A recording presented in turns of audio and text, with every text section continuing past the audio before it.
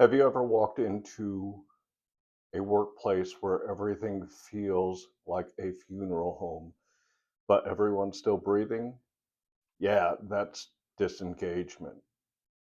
Here's the ugly truth: about 67% of today's workforce is completely disengaged. That's two out of every three people. They're showing up and logging in, and then they're mentally checking out before they even hit their first cup of coffee. And no, it's not because people just don't want to work anymore. That's lazy thinking. It's because somewhere between hiring and welcome aboard, we forgot how to actually build commitment in people. You can really spot disengagement a mile away. People are coming in and, yeah, they're doing their job technically, but their heart's not into it at all. They're quiet in meetings, they don't bring new ideas, and when you ask how things are going with them, then you hit the classic, yeah, everything's fine. Translation: I've stopped caring enough to tell you the truth. And here's the kicker: leaders think the problem is about pay or perks or ping pong tables. Maybe they think it's about what pictures they have on the wall. But disengagement, it's not really loud, it's quiet. It's people that are emotionally checking out and not putting in true effort when they come to work at your company. You can't fake culture, and you can't motivate people who really don't care anymore, especially when they don't feel like they matter. I once worked for a company who thought that they had a solid onboarding program. You know, the type: they had presentations, they had manuals, videos, and the week of welcome to the company. They covered the basics like policies, procedures, the industry, the platforms that people would be using, kind of a high level overview of what they would be working with. Basically, it was just the surface level stuff. We went into company organization, industry knowledge, and safety information. But the second that the new hires hit the floor, it was game over. No real job training, no real support, no real mentor when they walked into their positions. It was just a couple of days of shadowing, and then they were told, hit our KPIs, our OKRs, and our metrics. You could literally see the panic set in with people. They came in excited and they wanted to do a good job, but within a few months, they were already scanning the job boards and LinkedIn for new positions because they felt completely out of place in our company. Turnover, it was through the roof.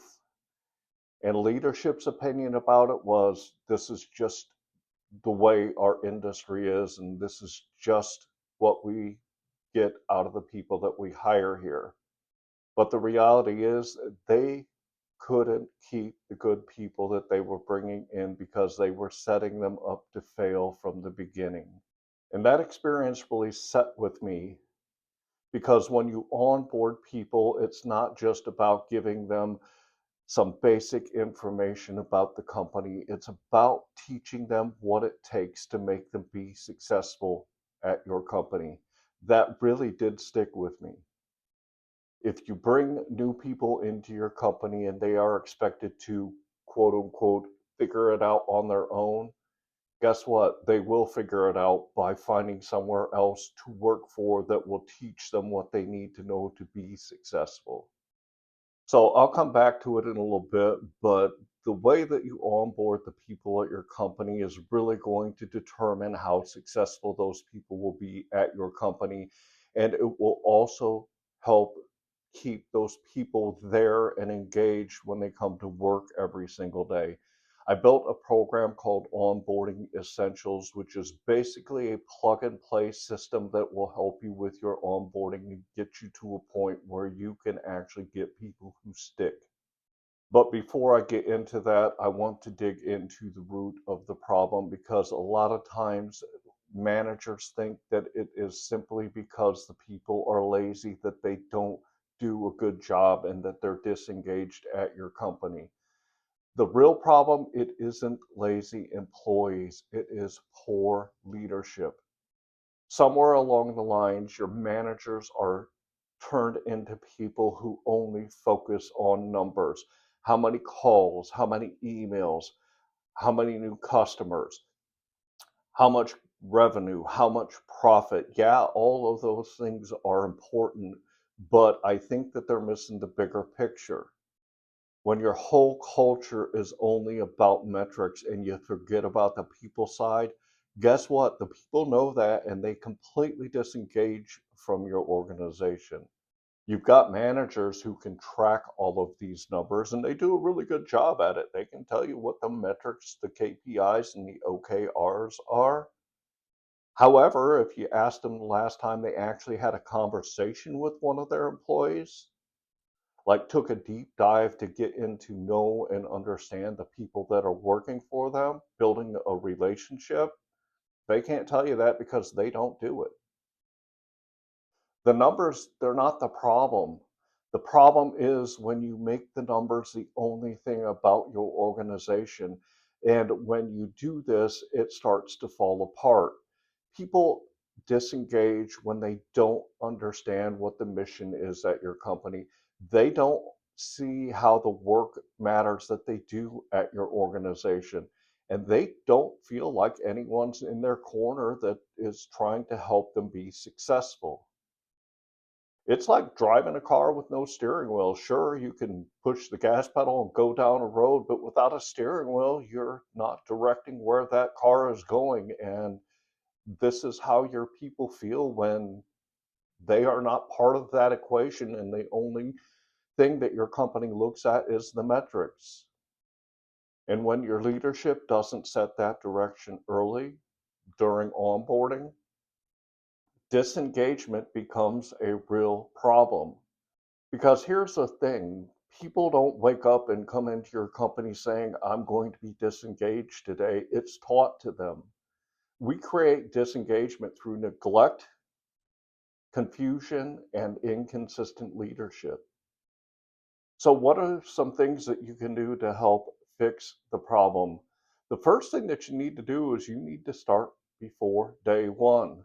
If your onboarding starts on the first day when somebody arrives, you're already behind.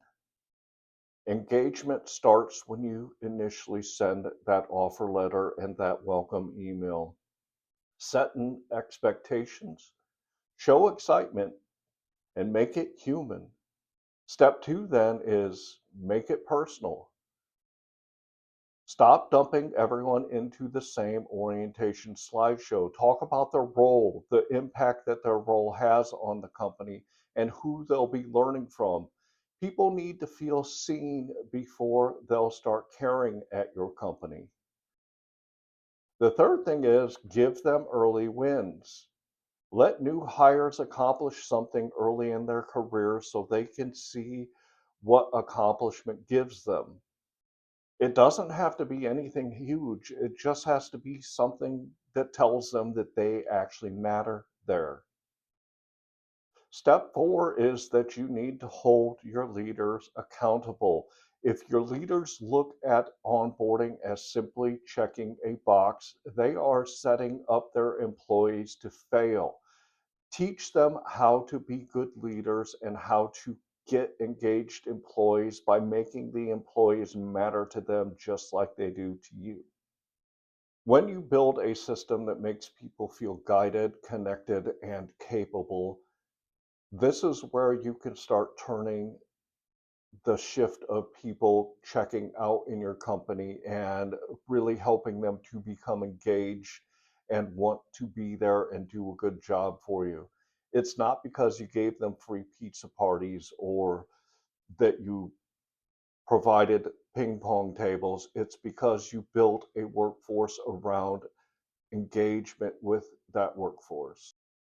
And this is where onboarding can springboard your people to success. Many companies treat onboarding like an HR chore, but in reality, it's your best chance at building loyalty, confidence, and alignment with the people in your company. That's why I built Onboarding Essentials because it's not just paperwork. This is how you will stop 67% of the people who check out months after they start with your company. If you're serious about changing the culture in your organization, Onboarding Essentials was truly built to help you do this. It will give you clear steps and templates and proven frameworks that will help you start getting your expectations and accountability set from day one. It will help you align compensation with performance. It will build engagement that actually lasts, and it will help you stop turnover before it even starts. Because here's the truth, you don't stop disengagement by putting more posters on the wall. You fix it with having the right structure at your company. And that's exactly what Onboarding Essentials will give you, the structure to build the kind of team that actually wants to show up from day one. So head down to the description and grab it through the link. And then in the next video, I'm going to be taking a dive into the exit interviews. I'm going to probably be talking about some things that might make some of you uncomfortable because your exit interviews are lying to you. Here's the real reason why people quit working at your company. Trust me, you don't want to miss that one. It's really going to be eye-opening. If this hits home for you, if you've seen something like quiet disengagement that's creeping through your workplace, hit the like button so that I know that you're still part of that 33% that's still fighting to make things better at your organization. Drop a comment below and tell me what is the one thing that kills engagement faster than anything at your company. I read all the comments and respond to them. Also, hit the like button, subscribe to the channel so that you can continue getting some great content like this. And make sure that you share this video with anyone that you think might can use some help.